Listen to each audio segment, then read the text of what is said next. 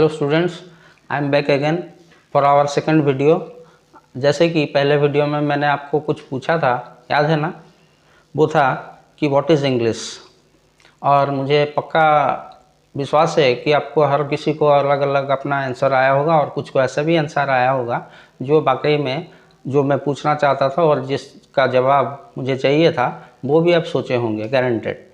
और मैं आपको बता देता हूँ, ठीक है, जो भी आपका आंसर है तो है, मैं आपको बता देता हूँ। इंग्लिश जो मैं पूछा था कि व्हाट इज़ इंग्लिश, तो ये सीधा सिंपल आंसर है कि English is a language. Like any other language, it is also one of the many languages spoken in the world. और आपको शायद पता होगा, भारत में भी हम उसको, हमारा जो कॉन्स्टिट्यूशन है उसको एसोसिएट ऑफिशियल लैंग्वेज के तौर पे भी रिकॉग्नाइज किया गया है अलॉन्ग विथ हिंदी। तो अगर आपने यही आंसर सोचा था कि इंग्लिश इज़ ए लैंग्वेज, तो बहुत ठीक, सही भी है, एकदम करेक्ट है आंसर। लेकिन जो मैं एक्चुअली हाईलाइट करना चाहता था इस क्वेश्चन के जरिए वो था कि इंग्लिश तो लैंग्वेज है ही है, लेकिन English is importantly, we must remember all of us कि English is a foreign language.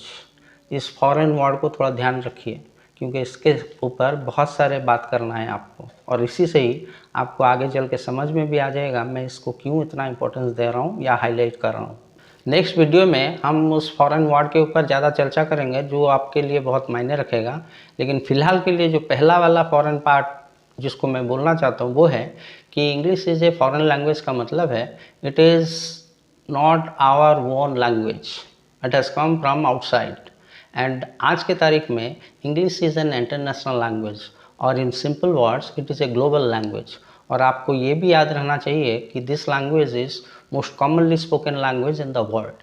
और हम जानते हैं कुछ कंट्रीज़ हैं जैसे यूनाइटेड स्टेट्स ऑफ अमेरिका हुआ, इंग्लैंड हुआ, ऑस्ट्रेलिया हुआ, कनाडा हुआ, या फिर आपकी न्यूजीलैंड हुए, ये सारे कंट्रीज़ में all the speakers are English speakers. जो अभी मैं आपको नाम गिनाया, इसका नाम सुनते ही आपके दिमाग में कुछ तो हो रहा होगा कि काश इस कंट्रीज़ में आप जाके पढ़े या नौकरी करें या सेटल करें।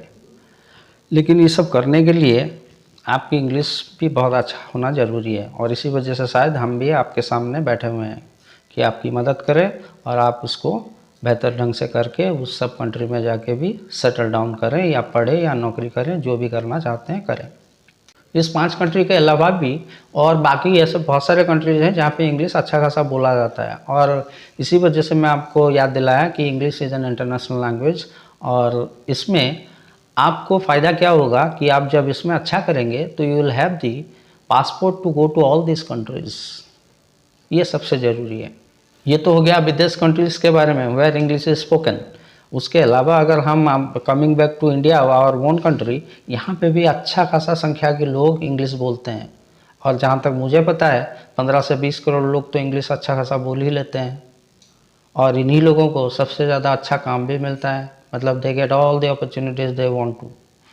और इसीलिए मैं आपको बार बार याद दिला रहा हूँ कि इंग्लिश में अच्छा कीजिए and be in that club where you will also get all the opportunities like any other. India में हिंदी सबसे ज़्यादा बोला जाता है, यानी 40% के आसपास लोग हिंदी बोलते हैं।